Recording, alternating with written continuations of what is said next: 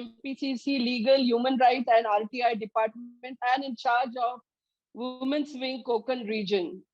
On behalf of our department, I extend a very warm and cordial welcome to each of you and especially our distinguished guests. And in a short time, I will introduce them.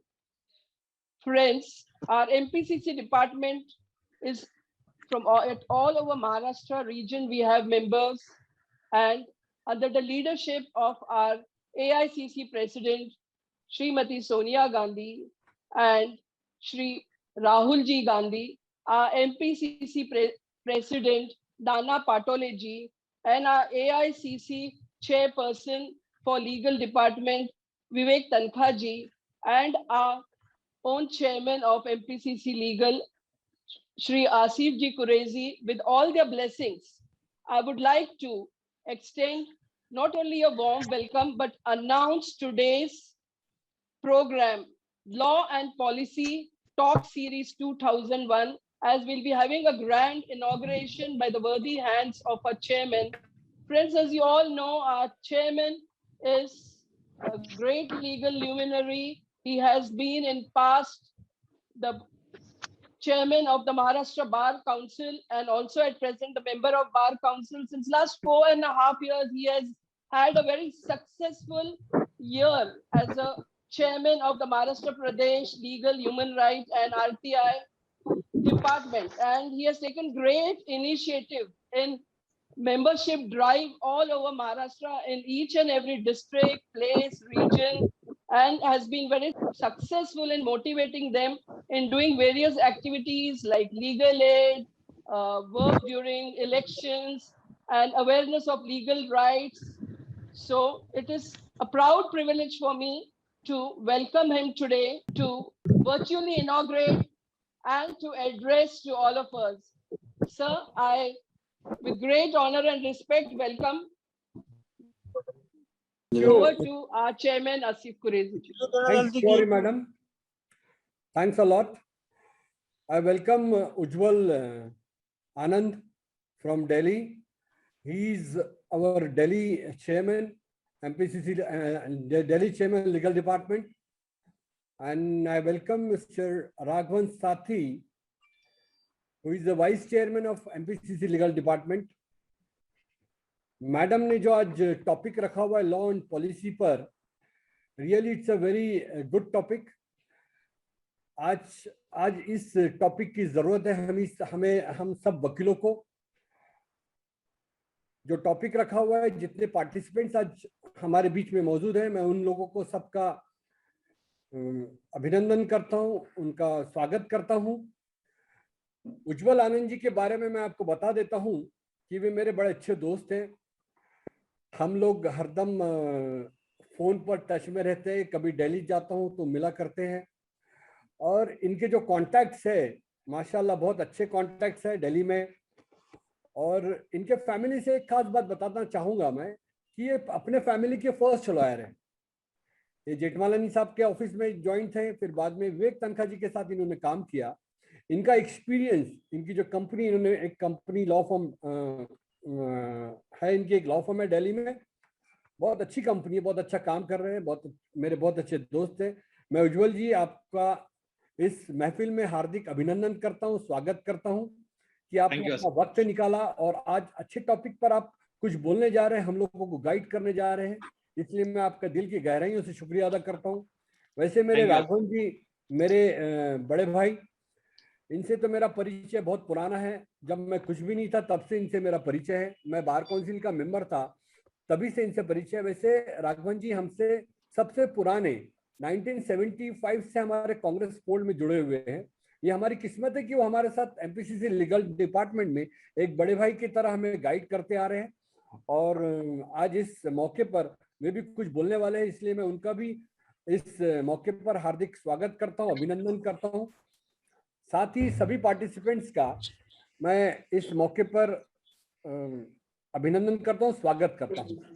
आप लोग आए और मैं आप लोगों का ज़्यादा वक्त ना लेते हुए मैं गौरी मैडम को, जिन्होंने ये इनिशिएटिव लिया हुआ है इस प्रोग्राम को ऑर्गेनाइज करने पे, उनका दिल की गहराइयों से शुक्रिया अदा करता हूँ. मैडम, ऐसे ही प्रोग्राम आप करते रहे, ऐसा मैं सर आपको वर्चुअली इनॉग्रेट करना है तो आप बोलिए, तो वो हमारा वर्चुअल इनॉग्रेशन का पोस्टर बताएंगे स्क्रीन पे और डिक्लेयर कीजिए हमारी सीरीज। ठीक है, मैं इस मैडम दिखाएंगे तो मैं इनॉग्रेट कर देता हूँ। हाँ हाँ, so for the virtual inauguration by our honorable chairman, a big hand. RDS congratulation, हमने ये प्रोग्राम को इनॉग्रेट किया। First episode of link to digital Sir, justice. I am inaugurating Zoom webinar law and policy talk series 2021 first episode. I welcome all the dignitaries, all the participants in this program.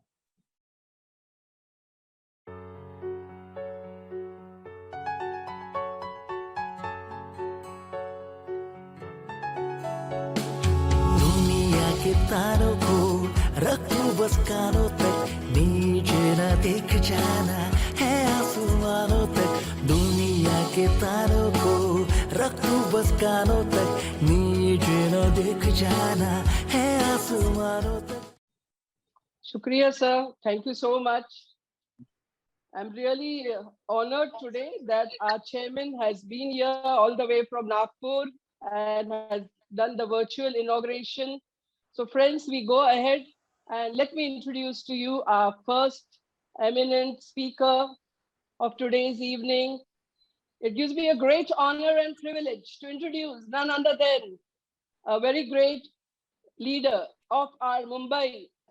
He has been the first opening batsman of this series today. Today we have a pair of opening batsmen. So he is the first opening batsman of the Law and Policy Talk Series 2021, and the episode number 1, as he says, is a legal link to digital justice. Friends, as you all know, today is a world where we are depending upon it. He has been a commerce and a law graduate and also done his DBM in finance and human rights diploma. And to his credits, he has been a wonderful advocate for last decades, many decades. At the same time, has a very long career in politics, as Asif Qureshi also just mentioned, be it in the General Secretary as Students' Council leader, be it NSUI, be it Youth Congress, or be it even Seva Sadan, he was the Vice President. And today we are privileged that he is amongst us, the Vice President for last 4.5 years. So we are really very happy that you have been giving us your expertise all the time in our legal department, human right and RTI. He has been attached to many institutes and organizations, whether it is Shanmukhanand Hall for arts and for the music, so many other organizations where he is attached to banks also. He has been a chairman of the South India Cooperative Bank. He is in the NCLT Bar Association president. He has been also in the Bombay Graduates Forum president. So the numbers are too many. He has been with many institutions, and I think he loves a lot of art and Sangeet also. So not only a long legal career, not only a long political career, but also with so many organizations, and a very helpful person always to all of us in the legal field, with the last experience of so many years with him. So it's a proud privilege for me to welcome you today, and we are all looking forward for your expertise in today's topic, link to digital justice. Over to you, sir. I, with great honor, welcome you. Thank you, Asif Qureshi ji, our leader, under whom we've all been functioning last 4 years. Gauri madam, thanks for the disproportionate description that you gave. And I welcome all of you and thank everyone. Now, before we begin, I think the right thing to do would be to pay homage to our great departed leader, Rajiv Ji Gandhi, who has been instrumental in building up the IT sector in our country through the technology mission during his prime ministership. So his role and contribution can never be overlooked, as the present government is trying to do. And I think we need to play up the contribution of Rajiv Ji in today's digital world. And therefore, it's wrongly being hijacked or claimed by others, which should be our effort at the forefront. Now, coming to our main topic of link to digital justice. Now, we all know the proverbial Chitragupt. You know, during our childhood, our grandmothers used to tell us that, you know, he records all the good and bad deeds that you do and decide your karma, whether to go to hell or to heaven. So he was created mythologically, they say, by Brahma to keep records. Now, during my formative ages, I never believed that it was virtually possible, or rather it was possible to keep such huge voluminous records by any individuals. But now, coming to see the present context, I think it is indeed possible to keep such records. Even looking at tracing every human being, you have Aadhaar linked to bank accounts, Aadhaar linked to some other accounts, you have PAN card which is linked to some other accounts. And so the individual behavior, expenditure, credit card expenses, behavior, everything is captured today. And so it is possible for a Chitragupt to function in today's world, not those days. Now, the pandemic, as we all know, has brought in the need for digitalization, because I think the entire justice delivery system and the judiciary were all at deep slumber, not realizing the consequences of a pandemic like this. However, considering the fact that there is a huge number of cases pending, I think about 3 crores or up in all the courts in India, and considering the distress in which the litigants are, and considering the crowding in courts with limited infrastructure, I think we all would agree that the best course of action would be to digitalize. As we have seen in the past, during the introduction of computerization in banking sector and insurance sector, there was a lot of resistance from the employees, from some of the customers, and the management was therefore not so comfortable implementing those systems. And every trade union thought that it will, render a lot of people jobless. Now, no such thing has ever happened. We have seen how banks offer services effectively, how the footfall in banks have gone down, and still banking is going on in a bigger volume all over the country and the world. And we have seen how stock exchanges in our country have, mainly the Bombay Stock Exchange and the NSE, how they have been able to operate without the traditional system of, shouting in the ring. We used to see in the Bombay Stock Exchange all the brokers coming together, their assistants shouting and making deals. All that is gone. Now, millions of rupees worth of trade is going on from all over through remote trading. And therefore, it has done good to that sector. There is no overcrowding of people. There is, everything is getting decentralized.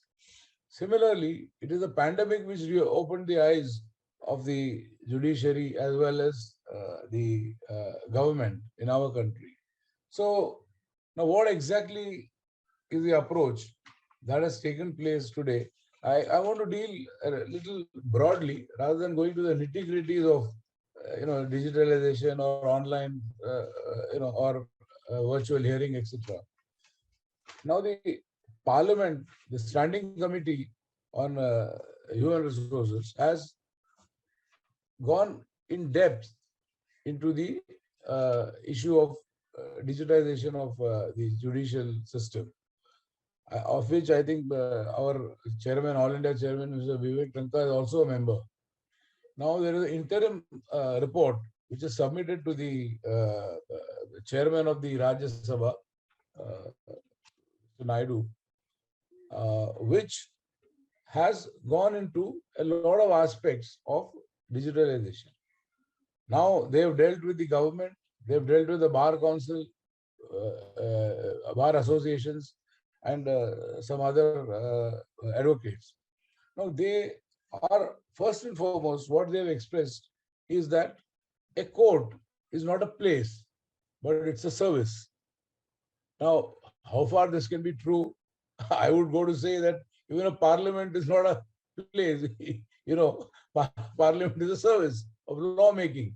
You make it from wherever you are, your constituencies.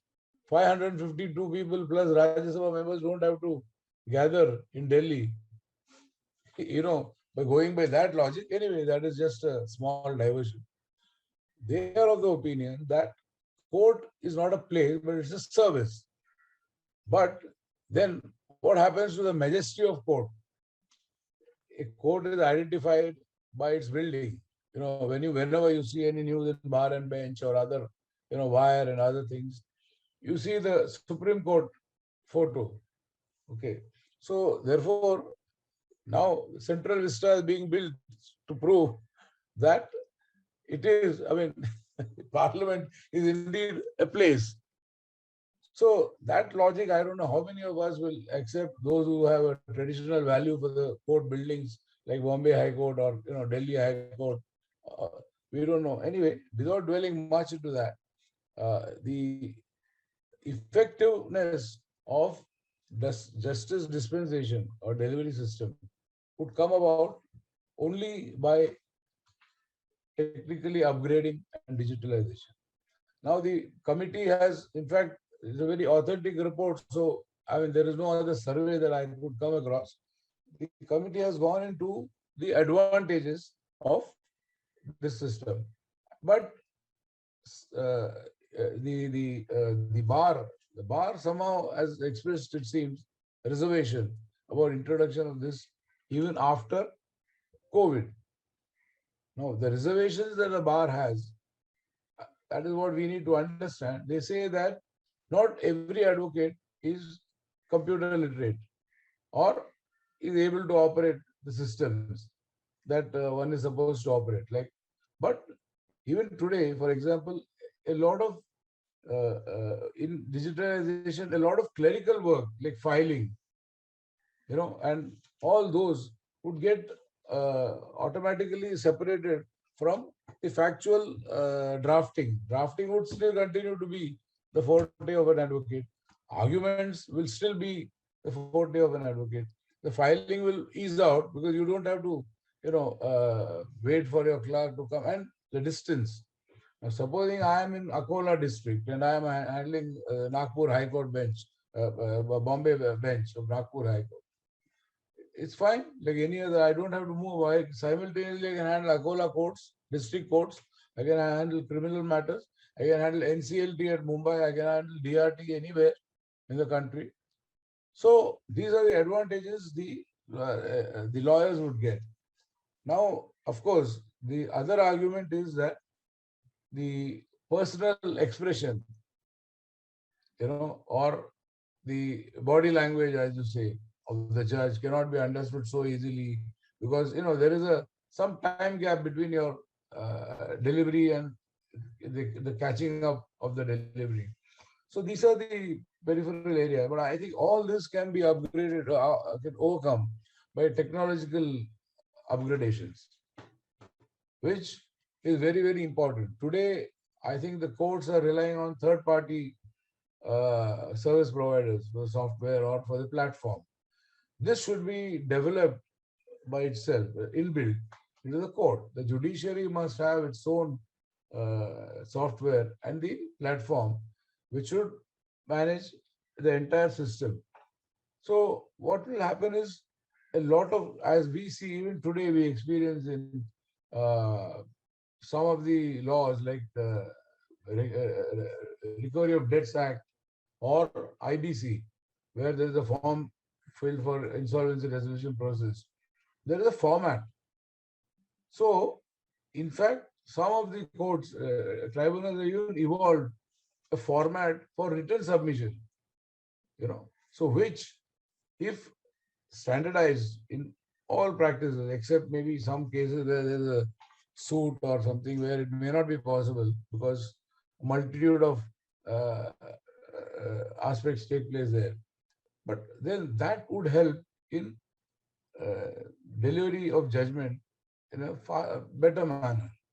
So, therefore, at the end of the day, if you see the arguments for and against the digitization, I think we are quite uh, the one in favor of digitalization is quite high amongst the government, the parliamentarians, and others, but except the bar.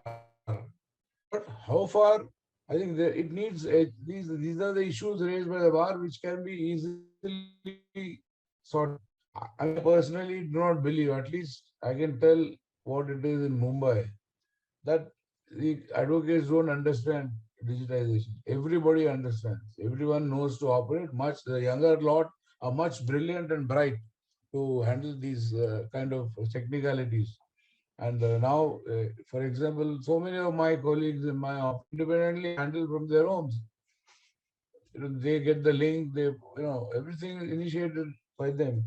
So that I think, should be, if the MPCC legal department is convinced, I think we should have this as a program, or trying to go to the streets to various advocates in our state to educate them on or highlight the necessity of uh, digitalization. So how it works, for example, is we can then build up the written argument system. For example, many of the people coming from say vernacular medium education may not be able to argue in a manner that the other peer group is able to argue because of their medium of instruction, not because of the intellect, not because of capacity to think. So such people, I think many of them are good in written English, because I mean, fortunately, unfortunately, English is a language of the courts. Uh, so this dissimilarity can be cured by allowing a written submission even at interim stage.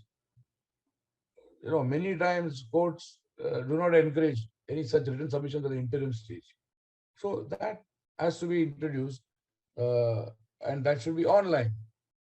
With the copy automatically, the each case number should have give some kind of an access to all the advocates concerned with their code, so that they can see what is filed if they don't carry a copy, for example. So all this access should be available number wise, and the nitty-gritties can be planned much better than by the judiciary and through its officers, as far as the management of documentation in the court is concerned. So all these things, we can certainly come to a conclusion that the system of currently being followed, which is, I think, quite preliminary stage. What is the last page? There are now, in terms of statistics, you see, there are 3,477 courts which are supported with facilities for virtual proceedings, while 14,443 courts are still to be provided with them. Now, virtual court facilities have been operationalized between 3,240 court complexes and corresponding 1,272 prisons for conducting remand matters and to prevent movement of prisoners between courts and jails. Now, of course, to take a prisoner from the court, from the jail to the court and back and forth, requires a lot of logistical support, availability of police machinery, and so many other things. And then you have to check out and check in and check the person while going out, while coming in. So to avoid all this, this is already being practiced for remand, video conferencing. Every 15 days, when a person is in prison is already in practice. So all this can be expanded, and it can reach every court in our country eventually. It's not so difficult now. For example, if you see the banks, like State Bank of India, with so many branches, they've been able to completely integrate their systems. So all this put together, I think MPCC legal department will have to take an initiative to try and expedite, and first of all to interact with more and more advocates throughout the state to be able to convince them about the usefulness of this system of digitization of all the data and virtual hearing. So how far we can take it will depend on the technological upgradation, which support will be required from the government. I think in this committee interaction, parliamentary standing committee, even the government has agreed to offer technological support and to set up e-kendras in each and every fort. So let us hope that all this will, culminate into some better days for all advocates. And I do not know there is much of a downside for an advocate. On the contrary, an advocate is capable of handling much wider area of jurisdiction from one place without having to move around. Today, I think we all see Harish Salve, making his money from London, practicing in India. So that's it. So with this, I think I thank all of you to have been here present. Thank the Chairman Asif Bhai and Gauri Madam and all of you for having given us a opportunity to interact with each one of you. And I think we should expand these ideas into, to bring better days for the advocates in future. Thank you, everybody. Thank you very much. I'm really very grateful to Raghavan sir for giving us this wonderful expertise and the wonderful knowledge, which I'm sure it's going to be helpful to all of us. And also, I would like to add that he is a partner of Thodur Law Associates, a prestigious law firm. Friends, with these few words, I would like to virtually felicitate Sir for having come here.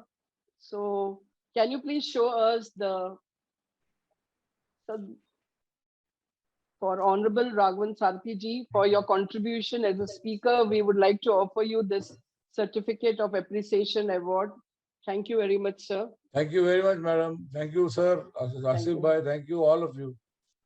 Friends, I would also like to tell all of you all that as we will be having later on the session on question and answer. So if you like to put any questions, please put it on the chat. So we will take your questions one by one in the end of it. So now I go ahead, our second speaker who has come all over from Delhi here. Our second speaker who is very brilliant leader. I am really very proud to introduce to you and privileged and take great honor to introduce Supreme Court advocate, partner of Lawmen and White. He was inspired by none other than by late Malani ji to take up the law career.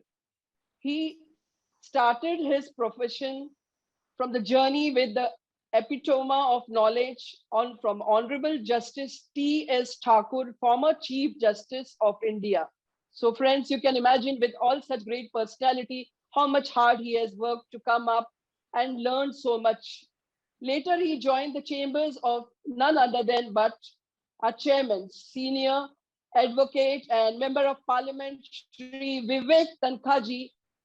Friends, for long 4 years he was there, and there is so much that he has learned in his chamber that today he is even his advisor. He has been during his election period or for his other work also. Later, he started his own law firm, a very prestigious firm, as I told you, Lawmen and White, which is growing in leaps and bounds. And in a very short span of time is very, very successful. The firm represents various Fortune 500 companies like Ultratech, Omexi, to name a few, and have also represented high networking individuals like former Chief Minister, networking individuals like former Chief Minister of Mumbai and Goa, and recently got a very favorable order for the cine star, the most happening, none other than Sonu Sood, very much talked about, and many more such celebrities, many more such laughter celebrities, etc. He has been doing great success for them in Supreme Court. He is a AICC leader who works parallelly and brilliantly, not only with his legal career, but with his political career. And I'm sure in few days, we will also find him in very high rank. With these few words, I take proud privilege to present to you none other than our second speaker, Ujjwal Anand Sharma ji. So here we are with Ujjwal Anand Sharma ji, sir. With great honor, I welcome you. Gauriji, thank you so much. But it was too much of an introduction. but anyway, thank you for your kind words. And it's always been a pleasure to speak among friends and seniors. Every day in this profession, we are learning, and it's a new journey altogether.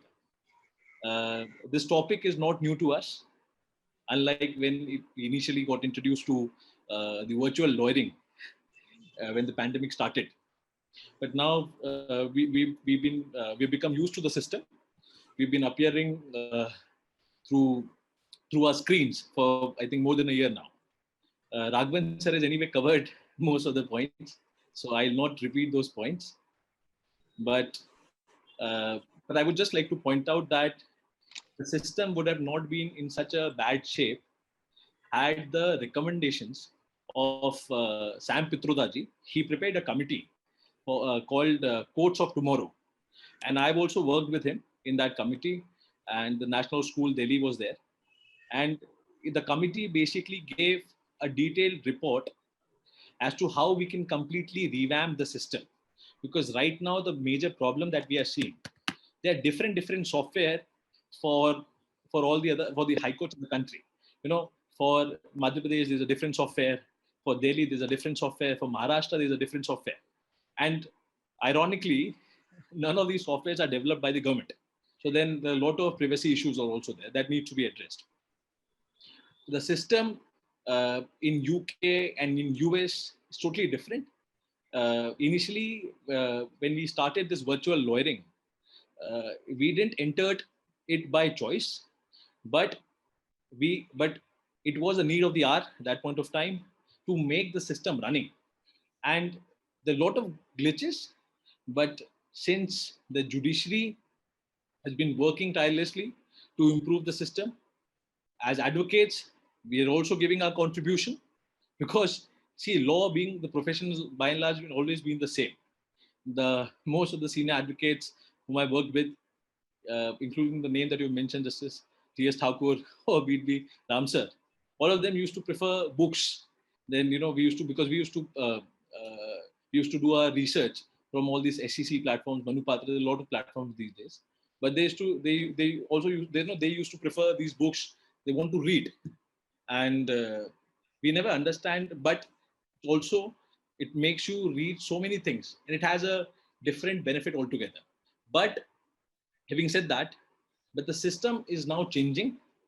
We are adopting it, and we should adopt it, because this should continue. Because I saw a change, because it's quite unfortunate. It's quite unfortunate that we are talking about a reform in a time of a crisis. It's little unfortunate. And then when I also see a paradigm shift, that initially when the pandemic started, at that point of time, all of us were supporting this idea of virtual lawyering. But after months, we saw that advocates are also a little reluctant. Moreover, the judges would also, they want the old system to replace the arrangement that was temporarily being developed to tackle the pandemic. Again, we are on the same track, been discussing these, that how can we develop the system of virtual lawyering. We are having webinars, but it's a little unfortunate that all those recommendations, there's a committee also, the Supreme Court has also invited recommendation from lawyers, because ultimately it's in the hands of the court, because they are the one who basically develops the system. You say Article 145, it basically empowers the Supreme Court to make rules and regulate the practice. Similarly, Section 129 of CPC, it enables the high courts to make rules of their practice. So to bring in the system, it is for the courts to take the call, and the government would support it financially. And that was, and if they, even if now, if they implement the report of Mr. Sam Pitroda, and he was the one actually who worked with Rajiv ji, as sir said that the Rajiv is the one who's basically pioneer of bringing the entire IT industry, the telephone in the country. So he worked with him, and he developed an extraordinary system where the courts, for in the first phase, he said that we'll completely develop a system for district courts, an electronic system, and then we'll go for developing these softwares where you can appear online from your home. It's a luxury. I've seen many advocates from their parent high court can come and they can argue in Supreme Court, because earlier, obviously, because of that, they had a lot of cases, busy lawyers, but now the system has become much more accessible. At the same time, I don't understand, in different softwares, there's a restriction, there's a bar where you cannot join before your matter starts. When in an open court, when we can see whatever is happening, so I don't understand why we have put this bar or restriction. So the transparency issue also needs to be addressed. The biggest advantage is, in Supreme Court, what I can say is that we are seeing that the transfer petitions are getting reduced, because now you can appear from your house, you can see online, you can see the matter. So the system is developing, but we should continue with it. That will actually give impetus to the entire revamping of, or digitalization, or we call it virtual lawyering, whatever you want to call it. But then only it can happen. What my little experience, what I've seen, that even for arbitrations, now earlier there was a dispute that and the Balco judgment is very clear, which distinguishes between the seat and the venue of arbitration. But now you can do arbitrations virtually. You can sit. So then the venue is not an issue. Obviously, seat for the purpose of regulation, for the governing laws, and later on the system. But venue is no longer an issue. And I've seen that now we are also developing this practice of incorporating all these clauses in our contracts. So it is basically, it has been a silver lining that the tech has entered the legal profession. but now what we have to see that it should stay. And as lawyers, what we can do is we can promote the practice. At the same time, we need to develop a hybrid system for all the courts in the country to have a common platform. Let's say for Supreme Court, you have a different platform. For high courts across the country, you have a different platform. For district courts, you have a different platform. So it is much more accessible. Also, lack of internet penetration is also a major issue, because in tier 2 or tier 3 cities, I'm not talking about Delhi or Mumbai, but in tier 2, tier 3 city, internet is a major issue. So then we have to address that also. Unfortunately, the government has not, the government is not addressing this issue, because obviously they have failed. The entire system, healthcare system has collapsed. Right now, it's very difficult to manage the situation in the country. But we also have to address that judiciary. I've seen Justice Ramanna or be it Justice Bobde, all of them, they advocated the culture of digital lawyering. And we should adopt this system, and we should also promote this system. I have few recommendations. What we can do, like Sir also mentioned, that we can have few sessions for advocates, for judges, and because, as you know, law students, they're a little more proactive. So then they can also join the process, and then they can actually, what they can do, all these law students, they're a little more tech savvy, I would say. So they can also help in developing a system, an ecosystem where we can have these sort of sessions for advocates, so that they become more familiar with virtual lawyering. Also, the system, I would also like to mention one more thing, that in the Constituent Assembly debates, so this question was posed to Dr. Ambedkar, that I'll just read it. exactly what he asked. So he asked Dr. Ambedkar, and he said, and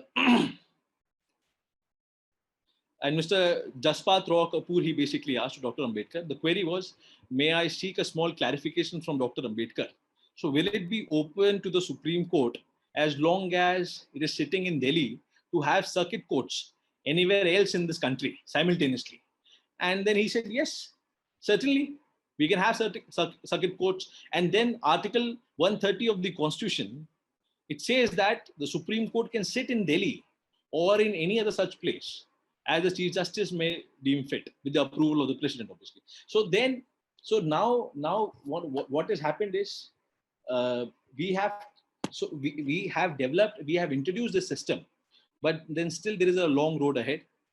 The justice system has expanded beyond the four walls, but we have to ensure, as you know, because there are three major stakeholders: lawyers. It will benefit actually lawyers, judges, and the litigants. But like for example, the Justice Chandrachud, in one of the judgment, he advocated that we should go for live streamings. I didn't understand what's the problem. In UK, US, Canada, New Zealand, all these countries, they have live streamings. What is the secret? What do you want to hide? And it will be, and actually live streaming would be a bridge. It could be a bridge between academia and the profession, where the law students can see what's happening in court. Like for us, it was not the luxury to see stalwarts like Salve Saab, Jetmani Saab, Rodgi Saab, to the giants of the bar, to hear them out when they speak, when they argue in court. But now, if we go for live streaming, it will further develop and it will further promote the system, further promote our profession, most importantly. So all these things need to be done. I think Sir has covered most of the points.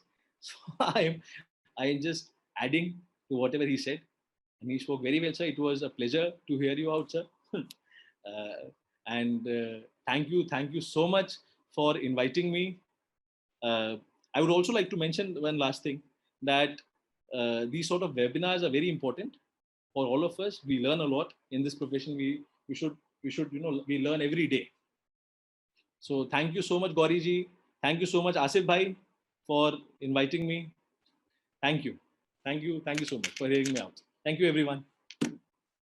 I request Ashraf Ahmed to please virtually felicitate you. First of all, thank you very much, Asif Qureshi sir, and thank you very much, our Vice President, Advocate Gauri Chhabria ma'am, for organizing this program and giving me this opportunity. I take this opportunity to felicitate Honorable Ujjwal Anand Sharma ji by Certificate of Appreciation Award for contributing as a speaker and to enlighten us on this vital issue. Thank you very much. Thank you so much. Thank you. Please join me to honor and clap for Mr. Sharma. Thank you so much. Thank you. This is the certificate. Thank you so much. Yes. Congratulations and thank you. Thank you so much. Thank you. Thank you. Ujjwal ji and Raghavan ji, please be there and we will see if there are any questions. So is Sanjukta Chaudhary, our solicitor and our young member of MPCC Legal, is in charge of it. Sanjukta, are you there around? Can you please get some questions? Yes, good evening. I have one question actually. I think the major challenge which I think most lawyers and advocates are facing with digital with virtual lawyering, I think, is evidence, because I think for cross-examination and for any recording of evidence, there is very high hesitation involved in taking the matters online. So how do you think this challenge can be overcome? So whom do you want to answer this question? Please give the speaker's name, Sanjukta. I would want to direct this question to Advocate Sarthi, sir. Okay. Well, Is Sarthi sir there? yes, in the system of cross-examination, you see, it can be anyway recorded. Now, therefore, if the technologically there is an upgradation, then of course one can even see the witness effectively communicating, and every action, body language, etc., the judges can see and perceive. Or the commissioner, if there is a court commissioner appointed for evidence, in fact, that should be a practice which should be encouraged. Entire evidence should be always held by the court commissioner, who can also, who need not be a commissioner designated by the court. It can be a regular judicial person, so that the procedure is known and there's a consistency as far as evidence is recorded in every suit. So that is the system one has to follow. So once it is recorded, obviously in normal courts it is not even recorded. If the witnesses are in the court and in the box, then it is only typed written. Whatever the judge adduces, that is the evidence. Whereas in this case, apart from adducing evidence, it is also a part of the record. You see, the audio video recording is also there to back up, so that the person is not wriggling out of what he said, or like that. So evidence gathering is not a big deal. I mean, it can be easily handled by the technological upgradation. Thank you, sir, for your answer. If anybody wants to ask a question, please put on the chat box so that we can ask our guest speakers the questions. Anybody else wants to ask any other questions?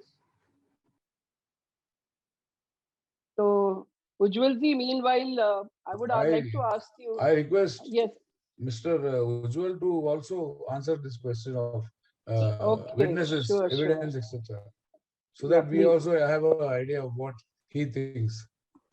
Sure, So sure. I am of the opinion that Praful Desai the judgment is very clear when it comes to recording of evidence through video conferencing. Obviously, in matrimonial cases, it is not permissible. But now, if we develop a hybrid system, as I mentioned, sir, where we have a proper channel, and the system is like it's very enclosed, and the privacy issue is not there, then and the continuity is there, like what happens in UK. Like, for example, initially when the pandemic started, the Supreme Court of Netherlands, they passed a very good judgment with respect to recording of evidence, that how the court should adopt the system of recording evidence, because the software was there in place. So all these things were happening in India. If we develop such softwares, then obviously it is possible. Thanks. And that was really very good answers our experts have given for these questions. We are really very glad. Next question, please. Anybody would like to ask any other question? Sir, in a lot of our regions, especially now in Maharashtra, the network problem is there.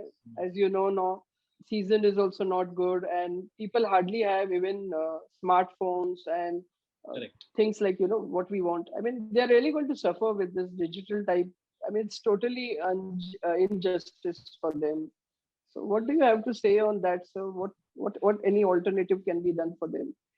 Courts are closed and they don't know anything about smartphones or any iPad or anything. I mean, I have seen so many lawyers who have one coat throughout the life they are wearing and going, like they are of all standards. We see some of them who are really doing small criminal matters or doing, like some affidavit type of work and all. Everybody, like, their bread and butter is on the income, and basically what I want to say, the position of certain lawyers is very, very bad today.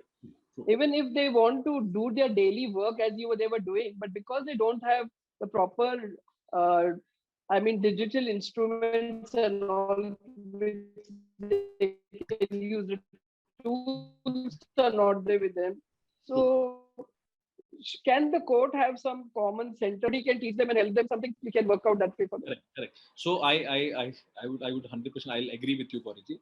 The digital divide is there, and virtual courts, basically, to say, cannot be implemented right now, considering the situation in the country.